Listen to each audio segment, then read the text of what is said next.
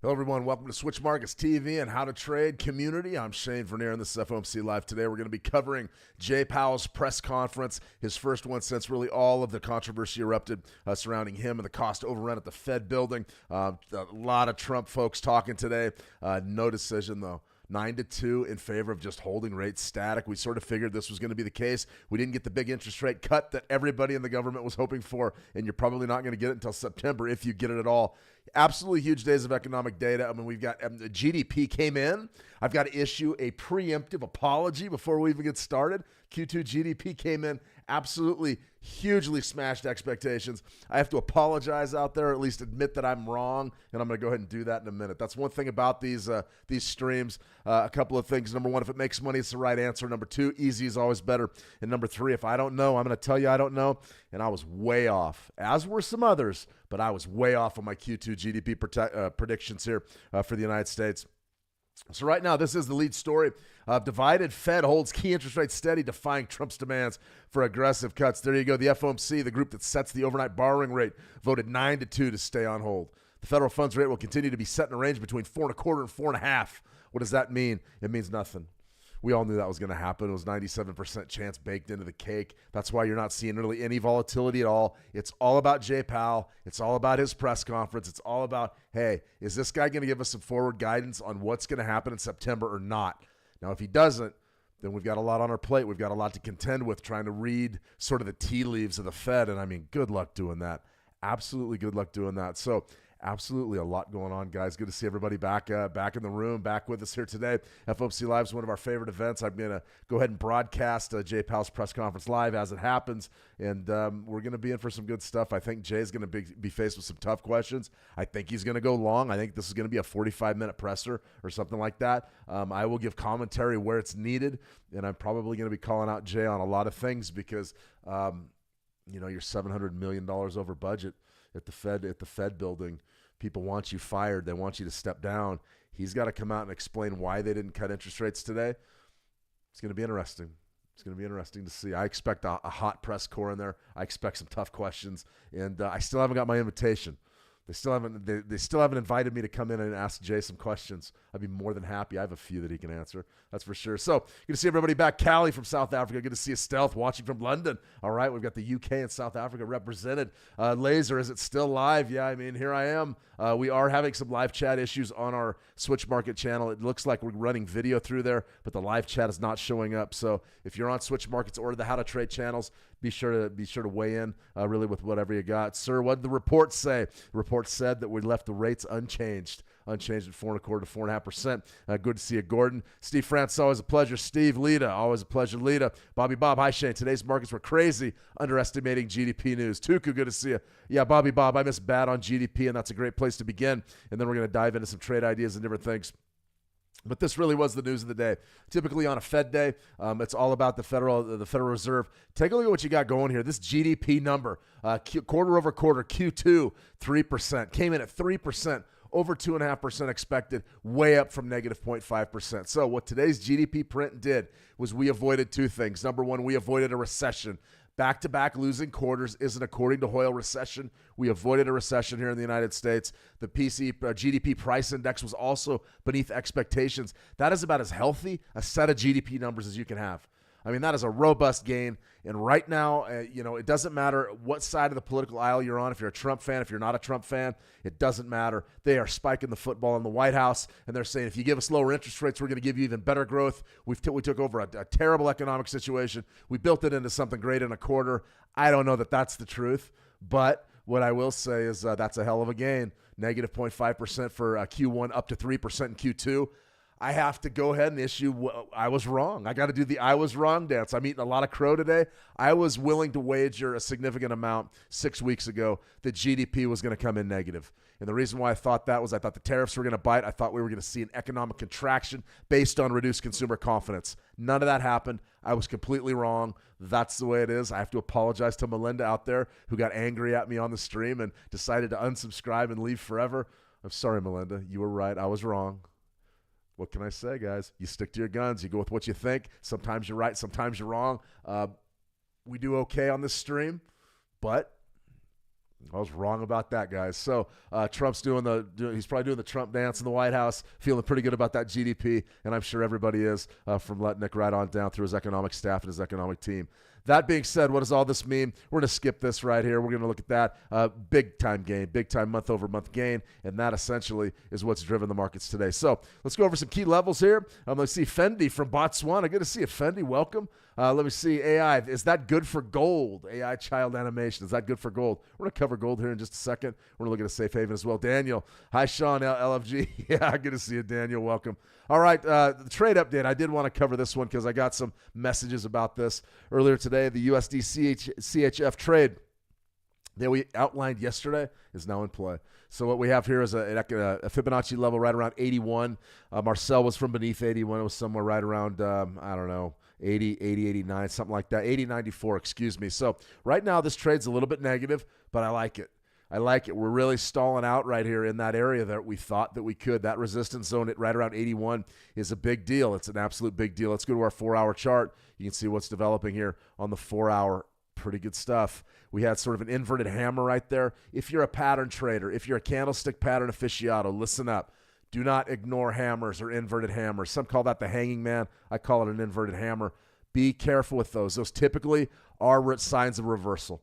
They are signals of reversal. Now, this is a 4-hour chart. I love the 4-hour on the Forex. We're going to go to real short time frames here. As soon as Jay Powell begins speaking, we're going to be trading gold. We're going to look at a 9 EMA. We're going to look at a 920 and really try to show you exactly what's going on. But I love this trade right now in the way that it's setting up. We're still behind a little bit. We're still down about 5 pips, but I think the worst of this could be over. And I'm looking for that big reversion to come in, and our profit target was somewhere down around 80.25. I got a question about that earlier in the private messages, and I wanted to go ahead and go over that trade idea right off the bat to make sure that we're all on the same page and we're ready to rock and roll. So remember, these are the kinds of things that you get on this channel, the Switch Markets community. If you need a place to trade, be sure to tune into Switch Markets. Bring your ambition into focus with thousands of markets, tight spreads, and zero commission accounts. Check it out. They've also got a new sort of active wallet you can use, so you can begin trading right away without having to go through the KYC process, up to $2,500. Be sure to ask the representatives, ask the support team. They'll get you up and running on that over at Switch. So right here, we've got a ton of markets to look at. The US 30. This is why we don't trade the orb strategy, the opening range breakout strategy on something like a Fed day. You don't do it. And the reason why is the markets typically have no direction. They're going back and forth and back and forth. It doesn't help us at all to try to pick a breakout here. Right here, you lost. This is a 15-minute US 30 opening range breakout, 2-bar setup. If you don't know what I'm talking about, check out our How to Trade YouTube channel. Watch the video. Come through. Watch some of our webinars. We covered that orb extensively in a webinar yesterday right here. Boom, 15. What do you got? There would have been your entry, and you got smoked. You probably got stopped out right beneath there, and you just haven't seen that move. Extremely dangerous trading orb trades on a Fed day. You don't do it. Euro USD, this is sort of the trade that we put out earlier. Or this was one of the levels that I put out during that Switch Markets newsletter. That comes out every Tuesday. 920 EMA crossover buy. Now, this is on the monthly chart. Macro levels, okay? Macro levels. The reason why we have these pulled is because we had a feeling that 112 zone is not quite as far off as it used to be. You're seeing a big-time negative month of about 2.5%. That's going to be our ultimate support zone in the Euro USD. Watching that closely. Still bullish this market, at least on the monthly time frame, but we're watching it closely. We don't want to get chopped up. Gold, this analysis is something that I've put out there repeatedly this week, last week. It's a triangle. Essentially, what you have here is an ascending triangle on the weekly time frame. It's really a bullish pennant on the monthly, and you've got a credible compression that has really began to, no two ways about it. We haven't done anything in 12 weeks. Gold hasn't done anything in 12 weeks. We're still watching 3,500 to the top side. Big time reversal starting to set up here, though. 38%. Pretty good stuff. Pretty good stuff right there. Dumitru, good to see you, Dumitru. So that's exactly what you're looking at there, guys. I think that we're in an interesting position here to trade gold. Not really sure what's going to happen, though. I don't know which way gold's going to go, and that's just sort of what we're looking at. So I want to go ahead and let's go ahead and see if we can get a few short-term templates going, up and going. I want to trade. Let's go ahead and go with a 9 EMA with RSI crossover. Now, that's one of the great things that you can do, if you understand these strategies. Okay, here we go. We've got Jay Powell taking the center stage. I'm going to go ahead and take the trigger off the audio. Guys, give me a thumbs up if we're rolling. Should be able to see the podium. Okay, there's the podium right there. I'm going to go ahead with my second strategy. I'm going to want to go with a 920, coded 920. That's one of my favorites as well. Your US 30 didn't do anything on the orb. Nothing, no breaks, nothing. Euro USD, watching that key level down there. Gold, watching a big retracement level there. But I want to trade these things in real time. So let's go here to gold. Do we have a trade? No, we're going to go down to a 1-minute chart because I want to trade this as Jay Powell speaking. That's what I want. So let's go ahead and pull a trading panel. Paper trading. Let's get this thing going. Let's get this party started. Thumbs up, Daniel. All right. Here's the man of the hour. Good afternoon. My colleagues and I remain squarely focused on achieving our dual mandate goals of maximum employment and stable prices for the benefit of the American people. Despite elevated uncertainty, the economy is in a solid position. The unemployment rate remains low, and the labor market is at or near maximum employment. Inflation has been running somewhat above our 2% longer run objective. In support of our goals, today the Federal Open Market Committee decided to leave our policy interest rate unchanged. We believe that the current stance of monetary policy leaves us well positioned to respond in a timely way to potential economic developments. I will have more to say about monetary policy after briefly reviewing economic developments. Recent indicators suggest that growth of economic activity has moderated. GDP rose at a 1.2% pace in the first half of this year, down from 2.5% last year. Although the increase in the second quarter was stronger at 3%, focusing on the first half of the year helps smooth through the volatility in the quarterly figures related to the unusual swings in net exports. The moderation in growth largely reflects a slowdown in consumer spending. In contrast, business investment in equipment and intangibles picked up from last year's pace. Activity in the housing sector remains weak. In the labor market, conditions have remained solid. Payroll job gains averaged 150,000 per month over the past 3 months. The unemployment rate at 4.1% remains low and has stayed in a narrow range over the past year. Wage growth has continued to moderate while still outpacing inflation. Overall, a wide set of indicators suggests that conditions in the labor market are broadly in balance and consistent with maximum employment. Inflation has eased significantly from its highs in mid-2022, but remains somewhat elevated relative to our 2% longer run goal. Estimates based on the Consumer Price Index and other data indicate that total PCE prices rose 2.5% over the 12 months ending in June, and that, excluding the volatile food and energy categories, core PCE prices rose 2.7%. These readings are little changed from the beginning of the year, although the underlying composition of price changes has shifted. Services inflation has continued to ease, while increased tariffs are pushing up prices in some categories of goods. Near-term measures of inflation expectations have moved up on balance over the course of this year on news about tariffs, as reflected in both market-based and survey-based measures. Beyond the next year or so, however, most measures of longer-term expectations remain consistent with our 2% inflation goal. Our monetary policy actions are guided by our dual mandate to promote maximum employment and stable prices for the American people. At today's meeting, the committee decided to maintain the target range for the federal funds rate at 4.25% to 4.5%, and to continue reducing the size of our balance sheet. We will continue to determine the appropriate stance of monetary policy based on the incoming data, the evolving outlook, and the balance of risks. Changes to government policies continue to evolve, and their effects on the economy remain uncertain. Higher tariffs have begun to show through more clearly to prices of some goods, but their overall effects on economic activity and inflation remain to be seen. A reasonable base case is that the effects on inflation could be short-lived, reflecting a one-time shift in the price level. But it is also possible that the inflationary effects could instead be more persistent, and that is a risk to be assessed and managed. Our obligation is to keep longer-term inflation expectations well anchored and to prevent a one-time increase in the price level from becoming an ongoing inflation problem. For the time being, we're well positioned to learn more about the likely course of the economy and the evolving balance of risks before adjusting our policy stance. We see our current policy stance as appropriate to guard against inflation risks. We're also attentive to risks on the employment side of our mandate. In coming months, we will receive a good amount of data that will help inform our assessment of the balance of risks and the appropriate setting of the federal funds rate. At this meeting, the committee continued its discussions as part of our 5-year review of our monetary policy framework. We focused on potential revisions to our statement on longer-run goals and monetary policy strategy, and are on track to wrap up any modifications by late summer. The Fed has been assigned 2 goals for monetary policy: maximum employment and stable prices.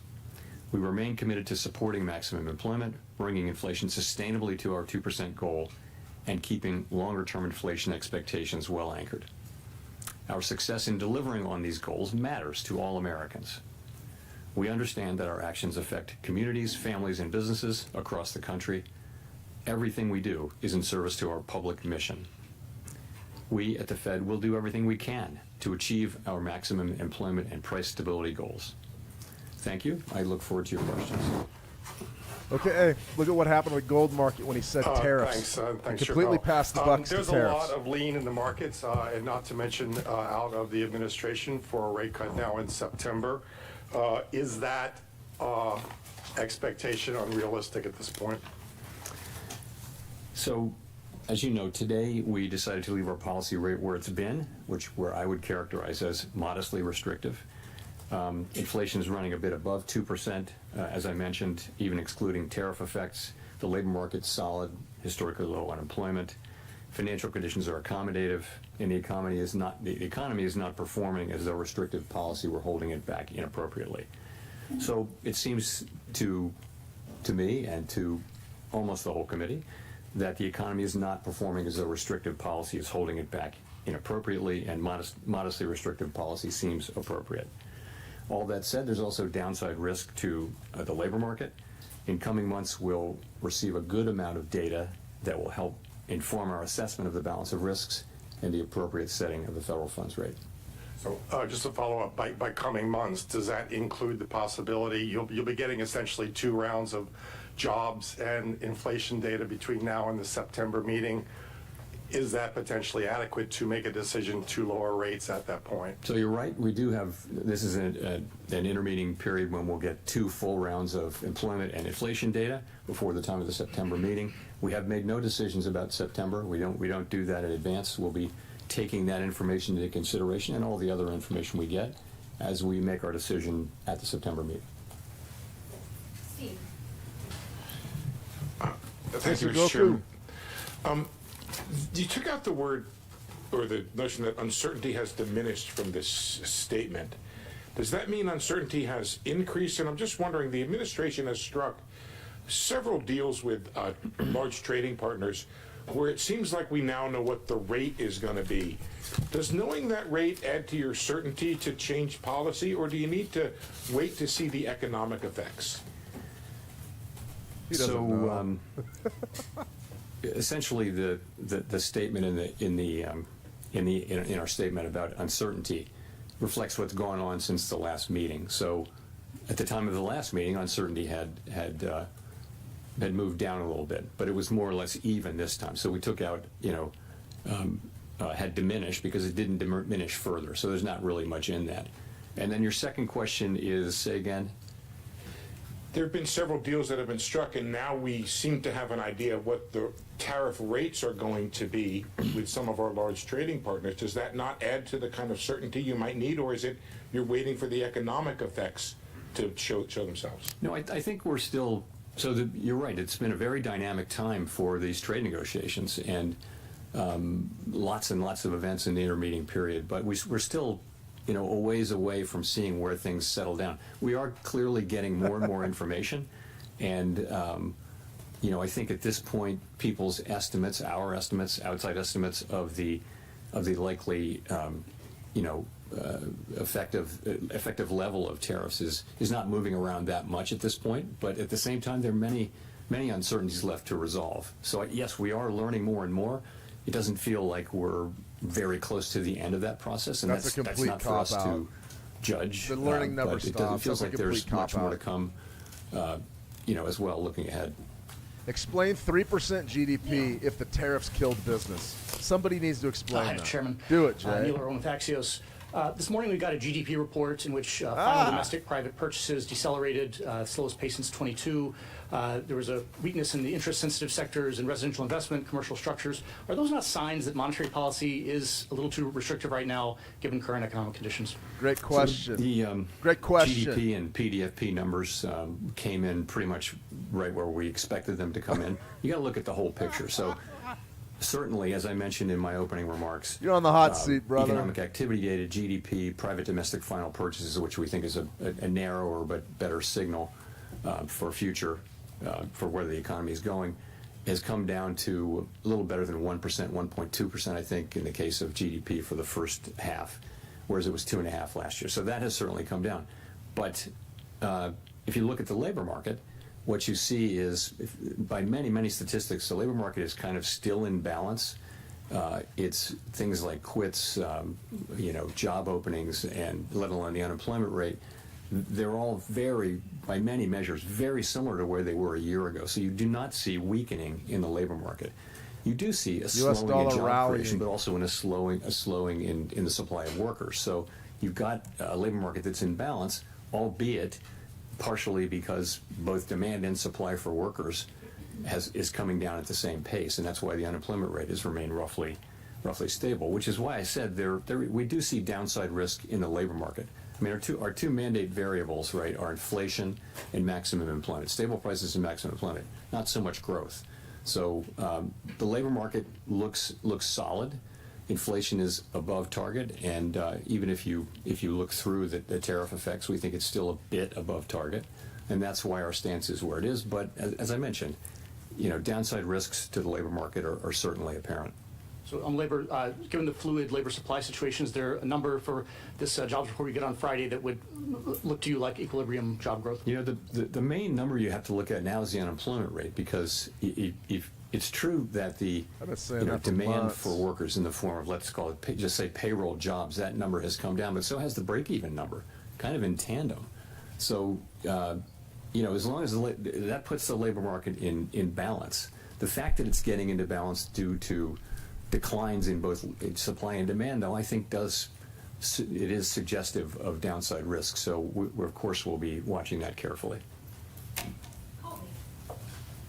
Potential sell sitting Thank up you. here Colby on the Smith Euro with the USD. New York Times.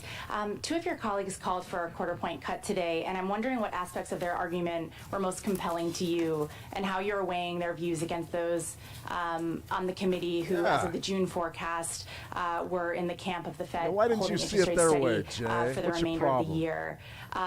And just in terms of the June SEP in particular, is that still the best representation of where the core of the committee is? Good question. Smart So question. on the dissents, what you want from everybody, and also from a dissenter, is a clear explanation of what your thinking is and what are the arguments you're making, and we had that today. So I think basically this was quite a good meeting all around the table, where people were thought carefully about this and put their positions out there. As I mentioned, the sort of the majority of the committee was of the view that inflation's a bit above target, maximum employment is at target. That calls for modestly restrictive, in my way of thinking, modestly restrictive stance of policy for now.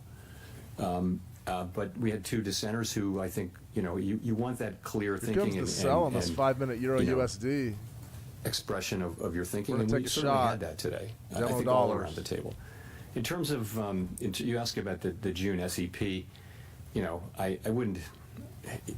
You're right. That's what it says, and that may well. I couldn't point to it 6 weeks later as expressing people's thought. You really can't do that. We don't run an SEP, and I don't like to substitute in my own estimate of what the SEP might be. We don't have one. So I'll just say that, we haven't made any decisions about September. We'll be monitoring all the incoming data and asking ourselves whether the federal funds rate is in the right place.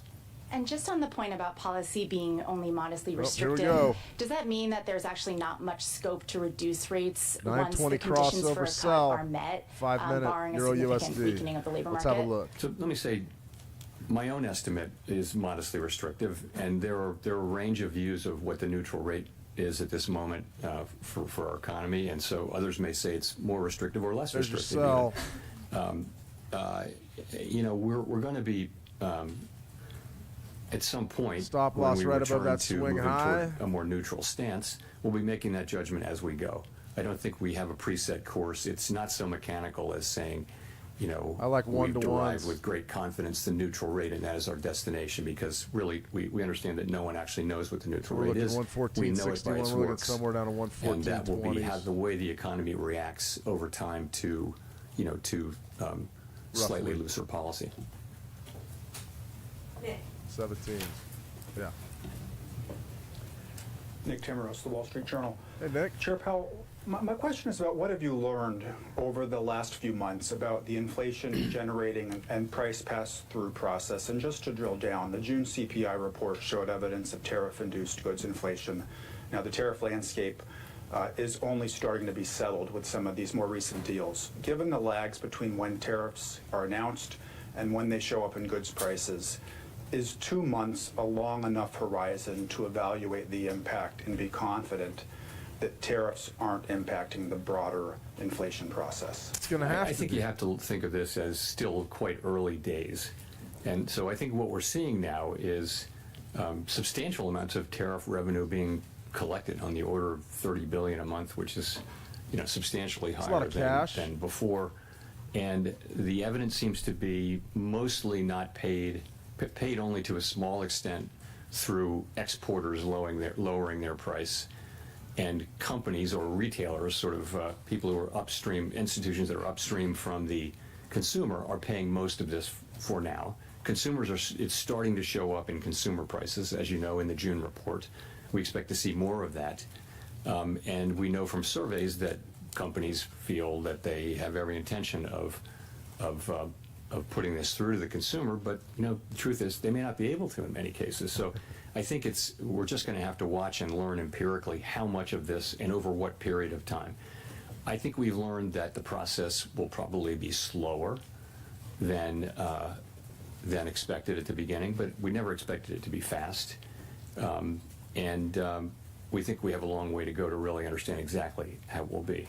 So U.S. that's how we're dollars thinking of it right exploding now. to the top So if I side. could follow up, is the reticence to look through core goods inflation being driven by the judgment that during the pandemic expectations proved more adaptive than anyone at the Fed expected? Is it being driven by uncertainty over how restrictive policy is? You could argue we are a bit looking through goods inflation by not raising rates. We haven't reacted to new inflation, but I mean I wouldn't insist upon that. But I don't think I think the base case, as I said, a reasonable base case is that these are one-time price effects. He has no idea. Of course, in the end, there He will has not no be. idea, This will guys. not turn out None. to be inflation, because we'll make sure that it's not. We will, through our tools, make sure that this does not move from being a one-time price increase to serious inflation. So he's saying We we'll wanna do that raise interest efficiently, rates. though. That's a threat right Efficiently. there. And That's a that veiled means threat. We want to do it. If you move too soon, you wind up maybe not getting inflation all the way fixed, and you have to come back. That's inefficient. It's if a you move too disappointing late, answer. you might do unnecessary damage to the labor market. So He doesn't know. there won't be, in the end, a big inflationary problem. What we're trying to do is accomplish that in a way that is efficient. But in the end, there should be no doubt that we will do what we need to do to keep inflation under control. Ideally, we do it efficiently. Yeah, I mean, if in fact they're not passing the tariffs through to the consumers, then how do prices go Michael up? McKee from Bloomberg Television Does- and Radio. your answer doesn't make any sense. The one big bill. Jay's outta here, leaving aside guys. the adjectives. Do you expect it to add stimulus to the economy in 2026, and would that be an argument for remaining So do you on take hold profits or cutting right here in back the on the number USD? of rate cuts Good. you would expect for next year? It's a good move. So of course, let me just ritual disclaimer that we don't express any judgments or anything like that on fiscal legislation or other legislation for that matter. But I would say when you think that, you know, the biggest part of the bill was making permanent existing law on taxes, I don't think we see it as particularly stimulative. There should be some stimulative effect, but it shouldn't be significant over the next couple of years. And to follow up, what do you, well, I don't want to put this in terms of you and the president, so let me ask it this way. Do you have concerns about the cost to the government of keeping rates elevated for longer in terms of interest rate charges? Yeah, no, that's, you know, we have a mandate, and that's maximum employment and price stability. And it is, it's not something we do to consider the cost to the government of our rate changes. We have to be able to look at the goal variables Congress has given us, use the tools they've given us to achieve those goals, and that's what we do. We don't consider the fiscal needs of the federal government. No advanced economy central bank does that, and it wouldn't be good for, if we did do that, it would be good neither for our credibility nor for the credibility of U.S. fiscal policy. So it's just not something we take into consideration. Victoria. Hi, Victoria Guida with Politico. When it comes to the renovations of the Federal Reserve's headquarters that the administration has been looking into, do you see their interest in that issue as being directly tied to the president's push to get you to lower interest rates? They're $700 million Not for me to say. over. I will say we had a nice visit with the president. It was an honor to host him. It's not something that happens very often at the Federal Reserve to have the president come over, let alone to visit a building. But it was a good visit. Are there any aspects of the project that they've raised that you see as making you reconsider any aspects of the project? So, you know, this project was hatched and conceived almost a decade ago now, and we went through the very long That's a process good one. Not my of fault. It's not my clearing fault. it through historic preservation at the National Capital Planning Commission, and a lot of back and forth decade there. ago, It was it's not very my fault. constructive. We started out to do the work, and we're very well along on that work, and I was quite pleased to have the president say multiple times that what he really wanted to see was us getting this construction completed as soon as possible. That is our focus, and that's what we're going to do. $2.5 billion, $700 million overrun. That's a joke. You're fired. Thanks, Mr. Chairman. Andrew Ackerman with the Washington Post. What message do you take from the fact that inflation hit 2.1% last September and has bounced higher since? Why do you think financial conditions are restrictive and a neutral rate's below 4% when inflation has stopped falling for almost a year? Good question. So inflation, when you talk about these 12-month inflation measures, you're always battling residual seasonality. So we'll have, for example, 2 months of high inflation sometimes early in the year, and then inflation turns lower, and a lot of that may just be an artifact. So that's why we look at the 12-month numbers. I think inflation is most of the way back to 2%. There are things like the catch-up inflation. So, for example, all the insurance costs that they're only now going through inflation, but they actually reflect right now. inflationary pressures from 2-3 years ago. Swissy trade's that's dead. got to go through. In addition, now we have 3 or 4 tenths of inflation in core inflation from tariffs. So, and we can't really separate that out. We're not going to have a separate kind of inflation that isn't the tariffs. We're always going to be dealing with all of inflation. But the composition, as I mentioned, has really changed. And if you go back to the last couple of years, it was all about services inflation, which was being very sticky. Now services inflation is coming down nicely. Goods inflation was well behaved before, and now goods inflation is going up. So the story has really changed. That's partially because of tariffs. It's also partially because we had restrictive policy in place, and we've seen that the result of that gradually work its way through the services economy. Okay, the other thing I wanted to ask is, are you comfortable that BLS can continue performing their mission effectively if they take an 8% reduction in headcount and authorized spending as the administration has proposed? I'm not going to comment on the administration's proposal. I do think, as Probably a I've said, good I move. think that we're getting the data that we need to do our jobs, and I think it's really important that good data helps not just the Fed, it helps the government, but it also helps the private sector. People in the economy, they use this data a lot too, so it's quite important for our economy and certainly for the Fed's work and other government agencies' work that we continue to get better at data. That's what we've been doing for 100 years. We've been getting better and better and better. It's very hard to accurately capture in real time the 100 output years. of a $20+ trillion economy. And the United States has been a leader in that for 100 years, and we really need to continue that, in my view. Edward. Yeah, the answer is always print more money. That's what all your data Thank tells you, Mr. Chairman. Print Edward more. Lawrence from Fox Business. How concerned are you with the data that we're coming in, showing no significant upward trend in inflation over the past 6 months, that the wait-and-see approach for inflation is actually giving companies cover to raise prices? How concerned am I that say that again? The wait-and-see approach Not is quite giving in the wait-and-see approach. oversold What do you mean by territory. that? for cutting rates. You're waiting to see if the tariffs will affect inflation. So it's a wait-and-see approach. Well, so that's where policy's restrictive. When we start cutting, it'll go toward neutral. Okay, this delay though, where you're saying there's a one-time price increase for tariffs, which possibly could lead into bigger inflation or more inflation. Is that giving companies cover though to raise prices? Well, what may be giving, it's not our policy stance, what may be giving some companies will certainly be taking advantage of the fact of the tariffs and all the discussion of how they're going to, companies will raise prices when and as they can. And you saw it famously in the first administration of President Trump during those tariffs. Washing machines were tariffed, but dryers weren't. But what do you know? The price of dryers went up too, just like washing machines. So companies will often just they'll cross the street in a group, if you know what I mean. That'll happen. We don't see a lot of that. I mean, what we see now is basically the very beginnings of whatever the effects turn out to be on goods inflation. And I'll say again, they may be less than people estimate, or more than people estimate. They're not going to be zero. Consumers will pay some of this. Businesses will pay some of this. Retailers will pay some of this. But we're just going to have to see it through. And just to follow, if I could, some additional tariffs have been in place since February, and things really haven't broken yet with the economy.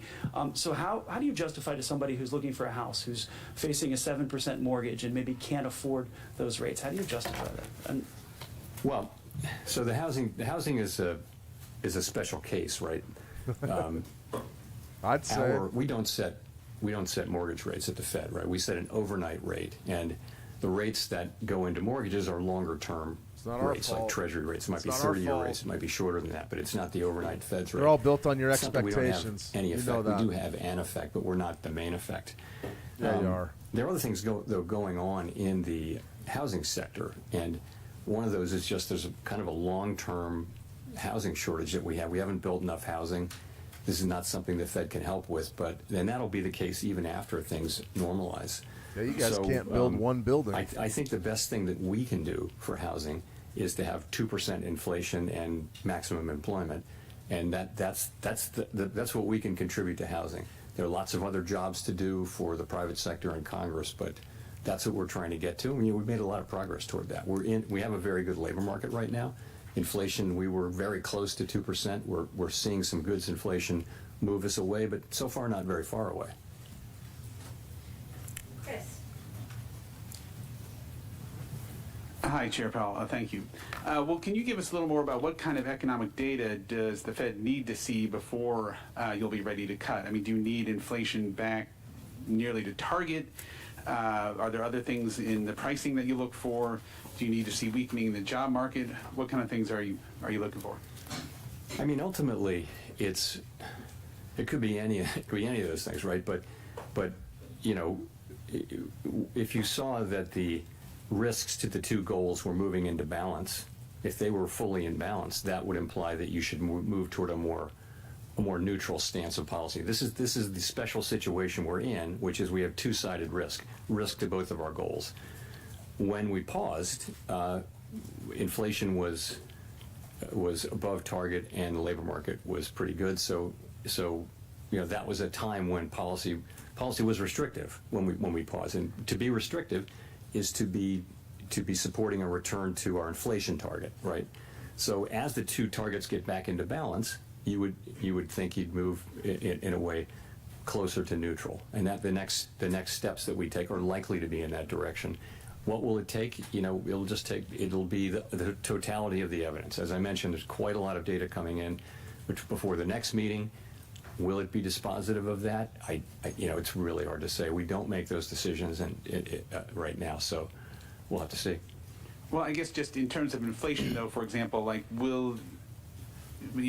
some people would point to if it remains only in goods and it doesn't bleed over to services, then maybe that's evidence that the tariff effect is going to be a temporary one-time thing. Is that kind of thing affect your thinking, or do you just need to see the number come down? Move. I think closer not to too shabby. We'll look at everything. I want to move on to some other things here. Let's look at some U.S. equities. As I mentioned, a pretty reasonable base case is that this will be a one-time price increase, and in the end, we'll make sure that that's the case. We're just trying to do that efficiently. And efficiently means getting the timing right, so we don't again, if we cut rates too soon, maybe we didn't finish the job with inflation. History is dotted with examples of that. If you cut too late, then maybe you're doing unnecessary damage to the labor market. So we're trying to get that timing right, and that's effectively what we're doing. So these are all, we're trying to find the bottom right now, when the dollar's going to start coming back a little bit. Financial Times. Just a question on the dollar. We've seen it decline quite heavily this year. I was wondering if there's been any discussion about that at the meetings and to what degree that may be complicating your attempts to get inflation back to target. That's your so DXY. This goes back to the division of labor between the Fed and the Treasury, as you I'm sure know, and the Treasury only speaks to the dollar. It's not something that's been a topic of major discussion at all at the Fed. I wouldn't say it doesn't come up. If the transcripts, when they come out in a few years, they'll probably reflect some mentions of the dollar, but it would never be a major focus. And just to follow on, if I may, to Andrew's question, I think the amount of imputed data in CPI now is up to 35%. Is there any discussion of that as well? Is there any consideration of looking at alternative measures, data scraping and so on, in order to just ensure you've got a good read on what's happening to prices in the U.S. economy? Thank you. Challenging right there. So we're monitoring the situation. Right up there above 50. Of course, as you know, during the pandemic, we looked at a whole lot of new kinds of data.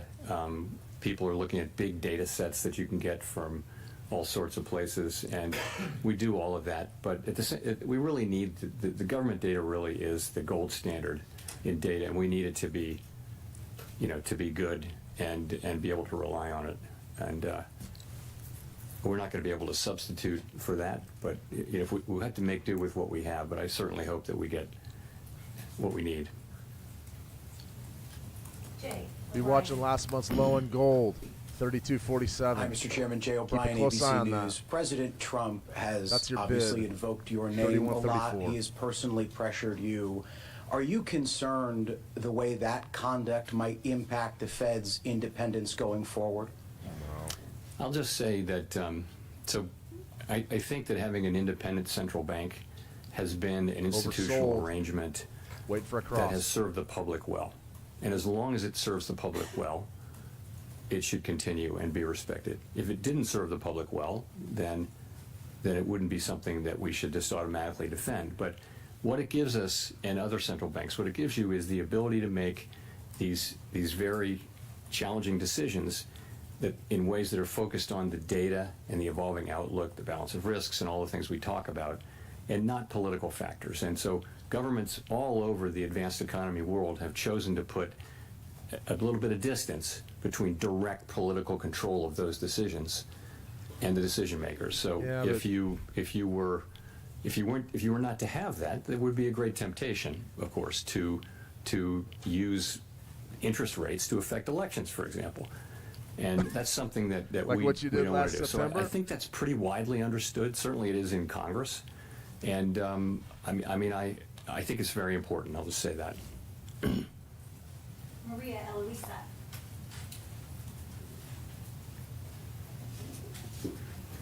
Afternoon, Chair Powell. Maria Luisa Capurro from Bloomberg News. You mentioned a slowdown in consumer spending, and I wanted to see if you could walk us through what was the discussion with the committee around that. We've seen delinquency rates rising for upper income households. How do you see that evolving in the next few months? And how much of a vulnerability that is for the economy going forward? Oversold. We're looking for a bullish consumer close. Spending had been very, very strong for the last couple of years, and had repeatedly forecasters, not just us, had been forecasting it would slow down. Hey, Calvin. And now maybe it finally has. So I would say, if you talk to credit card companies, for example, they will tell you that the consumer is in solid shape and that spending is at a healthy level. It's not growing rapidly, but it's at a healthy level, and delinquencies are not a problem. You mentioned high-end delinquencies. I don't know what to make of that. I read the same thing, but so generally, if you look at the banks, and when the banks talk about in their earnings calls, their performance of credit has been Euro good. USD. So essentially, you have a consumer that's in good shape and is spending not at a rapid rate, but it's true, and it was again right in line with what we expected. The GDP data that we got this week. And I think it's still a little bit difficult to interpret because you have these massive swings in net exports, which may also be affecting, some of that can affect consumer spending as well. Look, it's one of the data points that we pay most careful attention to, and there's no question that it's slowed. And we're watching it closely, but we also watch the labor market and the performance of inflation. Those are our two variables that we're assigned to maximize. And just to follow up on what my colleagues were asking about this sense, Governor Waller said that the labor market is on edge, and he was pointing to weaknesses on the private sector. I was wondering, you've said that the main number to look at is the unemployment number overall, but what was the discussion about the state of the private jobs market? So I'm not going to talk about any individual's, any individual's comments. I wouldn't do that. But I think what we know is that private sector job creation, certainly in the last report we'll see on Friday, but had come down a bit. And if you take the QCEW adjustment seriously, it may be even lower, maybe close to zero. But the unemployment rate was still low. So what that's telling you is that demand for workers is slowing, but so is the supply. So it's in balance. Oddly enough, you've got a very low unemployment rate, and it's kind of been there for a year as job creation has moved down. But also we know that because of immigration policy, really, the flow into our labor force is just a great deal slower, and those two things have slowed more or less in tandem. If you look at things like I mentioned, quits, look at wages. Wages are gradually cooling. Quits are. Look at vacancies to unemployment. Those things have been pretty stable they haven't really moved a lot in a full year. So I think if you take the totality of the labor market data, you've got a solid labor market. But I think you have to see that there are downside risks. You don't see weakening in the labor market, but I think you've got downside risks in a world where unemployment's being held down because both demand and supply are declining. I think it's worth paying close attention to it, and we are. Doesn't say anything. Nancy. We're looking for a bullish close above the 90 EMA and then a bid on gold. Marshall Genzer with Marketplace. One more question on the lack of unanimity in today's decision, the two dissents. Was there talk during the meeting? I know you're not going to talk about exactly what individuals said, but in general, was there talk during the meeting of cutting rates, and what was the case against that at the meeting? Sure. So we have an economic go around where people talk about the economy, and then that's yesterday, and then today we have a monetary policy go around all the way around the table. Everyone gives their views. So the discussion around policy was. The majority view was still what it has been, which is that inflation's running above target, maximum employment is right at target. See what goes. That means policy should be a little bit restrictive. Good risk controls here. Because fighting the trend. We want no more than 3 to 5% of your account balance, or 1 to 5. So that's where people have been. There's and your still stop are. out beneath that Two double of our, bottom. Members. You're looking right up felt in that here the time had somewhere. come to cut, and 75, that 79, for the so we're reasons looking that right they're around gonna express, 83. I won't tell you the reasons they'll That's where we got issue filled. some kind of a thing in the next day or so. Tight trade. But Scalp. That's the story, and I would say, well argued, very thoughtfully argued all around the table, good arguments, and it's a situation where unusual situation. The economy is in good shape, but it's an unusual situation where you have Why is it risks to unusual? both your employment You got rate huge and your GDP. inflation rate. That's the nature of a supply shock. And it's probably not surprising that there would be differences and different perspectives on that, as well as different views of where the neutral rate is, so that different views of how tight We're gonna get a policy bullish is. kick So right here in we gold. have those. I will Feels- say feels what like you a hope bottom, is feeling that a little people, bottomy. explain their positions very thoughtfully and clearly, and we absolutely had that today, all the way around the table. I would call it one of the better meetings. The best I meeting can ever. recall You've been hanging around from that Trump too long, standpoint. pal. And Everything's you always said the best ever. You're waiting to be confident inflation is heading toward your 2% target before you start cutting rates. When you do get that confidence, would you be in favor of lowering rates right away? It's not quite the way I would put it. Austin I Powers said that's call why we out. think Shout policy out to Austin, should be you restrictive, bet. is because I inflation too like is to above live target. dangerously. When we have risks to both Stays goals, on a 4. That's classic. One of them is farther away from goal than the other. gonna get a That's kick right inflation. here. Maximum Here it employment's comes. at goal. So you have to. That means policy that should be compression. tight. Give me that because tight kick. policy is what brings inflation down. If you came to the view that the risks to the two were more in balance, that would imply that policy shouldn't be restrictive. It Flat. should be more neutral, more a neutral stance, and that would be somewhat lower than where we are now. No one knows exactly where that is. So that's the framework I think I'd be taking, and we'll just have to see. We're going to be obviously looking at a lot of data in the next cycle. It is one of the cycles Very where choppy. we have 2 employment and Stock's 2 inflation negative reports, now. and we'll see where that Not takes us. significantly, but they are down. We're fighting a hell of a trend in gold. We got to get a kick. We got to get a kick. Thank you, Mr. Chairman, for taking the question. Jeff Kick Cox like a from mule. Let's go. CNBC.com. Sweep it. A metric that you like to cite a lot is the final sales to private domestic purchasers.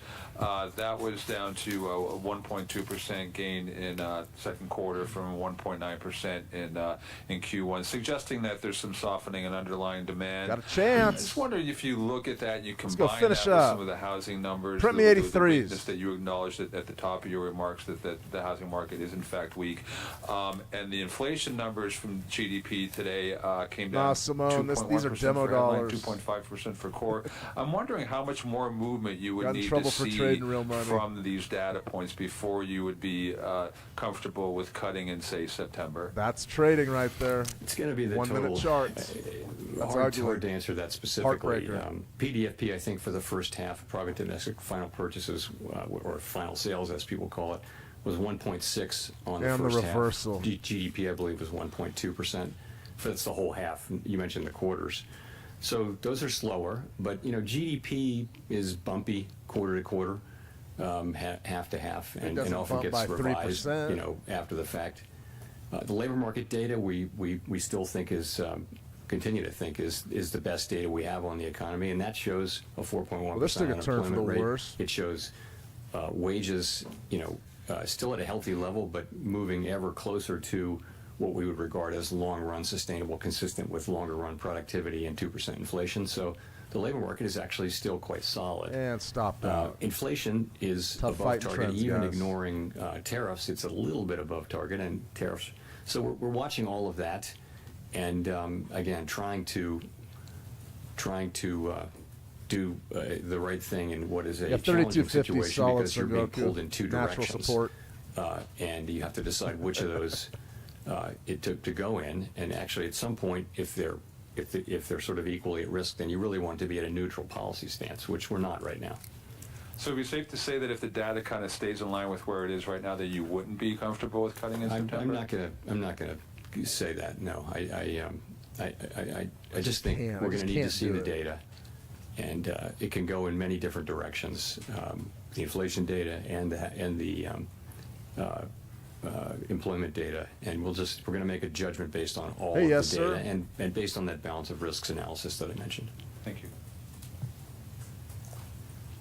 Greg, Rob, for the last question.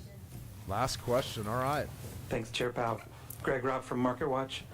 The Treasury Secretary has said recently that it would be confusing for the markets if you stayed on as a governor after your term as chair ends. And I was wondering if you had any update for us on a decision on that front. Sorry, I do not have any update for you. Thanks very much, everyone. Short and sweet. That's a wrap, Jay. All right, guys. A couple of things to cover here. And then we'll just go ahead and put a pin in it. You guys have been here long enough, and we've been watching Jay Powell. As far as what I'm looking at right now, besides this gold trade basically hitting the take profit and now stopping us out, that's 1 minute trading. If you're going to trade 1 minute charts, just get used to it. Your leverage has to be dialed in to where you're taking those losses and you can do it and sustain them within the framework of your account. Not really just saying that as a disclaimer. It's the truth. If you're trading a 1 minute chart, you're going to be in and out of these markets all day long, especially with a type of a system like this where you've got RSI being an oversold, and then you're looking to go ahead and bid the market. So this one right here, you can see, did we get stopped out? I would say that, yeah, we probably got stopped out down here. Wouldn't shock me if we reverse off of that double bottom, though. You can let it run if you want. The biggest thing I want to say is when you're up here and when you legitimately are 40 cents away from your take profit, is it really worth it to risk your downside, your entire downside, when you've got a trade that's in the green? That's a real hard one for me to take a loss on. If you're trading a 1 minute chart and your risk is small and your positions are small, you probably should let these things play out anyways. But that's a challenge right there. So I would go ahead and scratch this one. And remember, these are demo dollars. Tough trade, though. Great teachable moment. That right there, I don't care what you're doing, it will happen to you. It will happen to you eventually as a trader. So you've got to figure out either you're going to dial in your risk ahead of the trades, or you're going to move your profit stop loss to break even, whatever you got to do. But just remember that what you can't do is you can't let this thing go up and almost hit your profit target and then reverse against yourself and not stop yourself out. You have to be honest to your trade before you get in the market, or else, like right here, this is the type of trade that turns into a real catastrophe for people because you've almost got it. You're rigging the cash register. You feel like the king or queen of the world, and then it reverses against you. And right now, you don't want to let go of it. You go, just 3 minutes ago, we were in the money. If you're trading ultra short time frames, you've got to be very, very tough mentally, and you have to get out of these trades because if you're holding this long, thinking, it's going to come back, we're going to get a bounce back, or I'll cut my losses in half or whatever. Gold right now is down about 1.5%. The DXY, the dollar index, is up about 1%, 0.9%. Now, it may bounce back for you. I don't know what it's going to do next, but what I will say is by holding this position, hoping that it comes back, you're in big trouble if it doesn't. This is the type of trade where a little innocent little 1 minute, maybe a 2% trade or a 1% trade, something like that, destroys you. Don't let it destroy you. Rip the Band-Aid off, move on to the next one. Have everything built into these trades beforehand. You got to do it, guys. You absolutely got to do it. As far as the U.S. 100 goes, I was really hoping to get this 1 minute crossover here because you really are trying to pick the bottom of these markets at this point. For me, U.S. equities really aren't trending. You can see we're at what was the U.S. 100 right at scratch. The Dow Jones Industrial, right around -5.5%. It just isn't a trend day. This is rotation. This may not be a bad time to be looking to buy those stocks. There's a lot going on there, but really not much going on there. As far as our Euro USD trade, that one cashed in pretty good, but you can see that it did bounce back. So like right here, let's say if you were on a 1 minute chart, you were in oversold territory here, you would be looking maybe to buy on a crossover, catch the bottom of this. We got a majority of that move, which was good. That was a good trade. You really did go down, hit your take profit, and then bounce. Still sort of a trend day down, though. I'm looking for my macro levels. We're going to see more of those come into play probably later this week. And then as far as your U.S. dollar Swiss franc, I do want to give you an update on this one because it just doesn't look good. Or excuse me, let's get back to my Fibonacci's here. U.S. dollar Swiss franc, and you can see what's happened essentially. We've really challenged that weekly level. This is what news events will do. They do it not every time, but this one was definitely a hotly contested and got the dollar moving. And I'm going to show you why here in just a second. But really, there's your weekly. You bounced up. You took out that 38%, which is right around 81, and now you're at about 81.38. Stop loss is up above that moving average, which right now we're printing 81.37. This actually wouldn't be a bad short if you were considering taking a short on the Swissy right now, sort of a counter trend play. We're up over 2% on the week. I would think that the Swissy tops out somewhere in here. I believe our stop loss is up there around 59, something like that. So you really do need to see some bearish action for this trade to have a chance. But in all honesty, the way the dollar's trending, boy, when it trends, and it trends hard. So you got to really watch it. Counter trends are always tricky. That's why your risk has to be dialed in. All right, let's go ahead and take a look at what we've got going here. CME FedWatch Index. This is exactly what today was all about. I mean, this is what it was all about. Here's your September meeting. Look at these odds, 50-50, 54-46 that you get any rate cut at all. Guys, there is a real chance that you're not going to get that rate cut in September. I talked about it, and now right now, 7 September, look at this. Now we're thinking maybe there's going to be the rates are going to be held static. I mean, the Trump White House is going to have a conniption fit over this. I think Jerome Powell's under an incredible amount of pressure to cut. I don't think he's going to cut. But I expect him to announce that he won't be seeking another term as Fed chair. I expect that to be before the September meeting. Will it come to pass? Won't it? I don't know yet. So the key points here for today are this. If you're going to trade these highly volatile periods of time, you need to have a strategy. So we employed the 920 and the 9 EMA today. I thought we had pay dirt there on that gold trade 1 minute, but it came back against us, and that's just life. Our Euro trade hit pretty well. I feel very confident with a 920 on a 5-minute chart, especially when the markets are rocking and rolling and they're active. Now, as far as our interest rate expectations, we're going to talk a lot more about this tomorrow. But what I will say is, what are we doing tomorrow? Let me check the live stream. Let's see. Yeah, I got a live webinar, so we're going to go over that 9 EMA with RSI. So we're going to be doing that in the How to Trade trading room and on Switch Markets YouTube channel. That's going to be an exclusive event, so you can join us there for that. But on Friday, I'll go over all the interest rate expectations. We'll talk about exactly where things stand for that NFP Live. That's going to be one of the bigger events we've seen in a while. What do you have? You got big GDP. All right, you got a persistent inflation. You've got interest rates that are some of the highest in the world. What happens to the jobs market? I don't know. We're going to find out. The economy looks resilient. It looks like the talking points about the tariffs aren't taking hold. I mean, there was one point in that engagement where Jay Powell says, hey, listen, they're not necessarily passing the tariffs along to the consumers. And so my next follow-up question is, okay, so if the tariffs aren't being passed on to the consumers, why are consumer prices so high? What is the problem? It's not the tariffs, is it? And that's what Powell and the boys don't want to admit, that maybe it's not the tariffs. You started to hear things like one-time price hike today. That's a new one. We haven't heard that one out of the FOMC yet. So here's what I want to stress, guys. Nobody knows what's going to happen here. You know, if you listen to the Trump camp, they think that they're doing the greatest thing ever and that it's just going to be a rocket ship north and all the growth and all that. And that's fine and dandy. That's what I would be doing if I was a politician. But on the other side of it, the academics and the folks, the bankers, they don't know what's going to happen. And I saw that a lot today in a Jay Powell that's been under a lot of fire, a guy that looks more tired than he usually looks. And I think that the Fed's going to play it by ear. But I think this right here, this should be the news of the day. We went from about 60-40, 65-35 that we were going to cut interest rates in September to 50-50 that we don't. That's the story. And that's why the U.S. dollar is up 1% today. There was a great call in the live chat on YouTube. Daniel pointed out, he said, listen, everybody's going to want to be holding dollars. They want to get back into dollars as opposed to a lot of the other global currencies. And I think you have a good point, especially if we know that we're not going to be cutting interest rates. If they don't cut interest rates in September, what's going to happen to our long-term lending rates here in the United States? Mortgage rates are going to go way up above. They're going to go up above 7% again. There's going to be a lot of pressure being put on those long-term lenders in the 30-year bonds, things like that. They're really going to go into a state of flux to the bull. I'm interested. I think that it's an interesting dynamic. We're going to trade the heck out of it 6 ways to Sunday. So I'm watching the USD CHF trade. That's on live support. We're going to go ahead and recap the trades that were this week. On Friday, we're also going to hit that NFP live for you up for everybody. So we're going live to pretty much every day. I'm glad you guys joined me today. I'm sort of struck for words because I thought today's engagement was really lackluster. I thought Jay Powell, he's great at saying nothing, but today he really said nothing. And I'm not even sure why they have these press conferences anymore if he's not going to say anything. He didn't say anything today. That's where it's at, guys. What about the news tomorrow? Anything of importance? Sengoku, I believe that we've got the weekly jobless numbers out tomorrow. I think there's probably another economic metric. I'm not really sure. I don't have anything circled on my calendar. Today was the big news. If you're going to be trading in the next 24 hours, probably trade a reaction off of this Fed decision.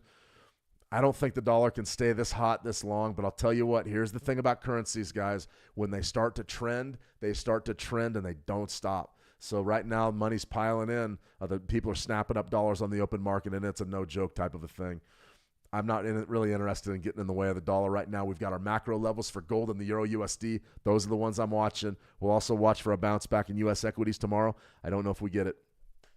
All right, let me see. Alan, one last question. Am I right in saying that lower rates equal a stronger dollar? No. It's the other way around. Higher interest rates are going to equal that stronger dollar. It's easy to get confused, though, because when you think about the way that those FX, those Forex pairs, the base currency and the counter currency, the way that they're paired against each other, a lot of times a stronger dollar means that the value of those pairs is going to go down. Those exchange rates are going to go down. So it's easy to get confused. Remember, lower interest rates mean that the Fed is going to try to lend more money. They're going to put more money on the street. And then those regional banks are going to disseminate that among the people and the businesses. They're putting more money into the system to boost economic growth and to boost employment. Essentially, they're trying to kickstart expansion. All right? Higher interest rates, on the other hand, mean what? It means they're becoming restrictive. It means that they're holding that money back because they believe there's too much money in the system, and they're trying to get a hold of consumer prices. It's that simple. Jay Powell has not been able to do it since COVID. The explosion in consumer prices and the explosion in housing prices and everything, we can link that back to COVID. That was a function of the U.S. dollar taking a major hit after 0% interest rates, Alan. As rates go down, typically the dollar, there's more money in the system and the dollar goes down. As rates go up, they're taking dollars out of the system. Why? Because if you're going to pay me a higher interest rate to put my money in the bank, that's exactly what I'm going to do. So yeah, you're on it. You just got that one backwards, and it's easy to do, especially when you're trading Forex. And the printer goes brrr. Let me see. Poor Powell. I'm not losing any. Let me see. Vietas. I am not losing any sleep for Jay Powell. He's worth at least $17 million that we know about. He's probably worth 3 or 4 times that in his foreign holdings. I have no sympathy at all. He wanted the job. Well, he can take the heat too. That's his problem. All right, guys, I'm going to go ahead and sign off here for today. Thanks for joining me. Really a ho-hum conference. We got one winning trade, one losing trade. Probably should have booked the profits on that gold trade. That sort of frustrates me that we didn't hit that. But that's what happens in life and in the markets. If you're trading 1-minute charts, that thing will tease you. All right, everybody. That's a wrap for today. I'll be back tomorrow on Switch Markets Live. We're doing a live webinar tomorrow. We got great reception out of the last few. Tomorrow's going to be the 9 EMA with RSI. And then Friday, we got NFP Live. Don't miss it. I'll be on 10 minutes before. We're going to break down the week that was. We're going to take a look at interest rates. We're going to take a look at the news cycle. I'm sure Trump's an awfully angry guy right now in the White House. We'll take a look at some tweets and some statements. That ought to be a lot of fun.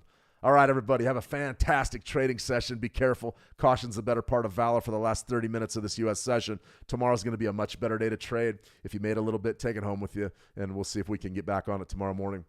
That's a wrap, guys. Have a fantastic day. Trade the action well, and we'll talk soon. See ya.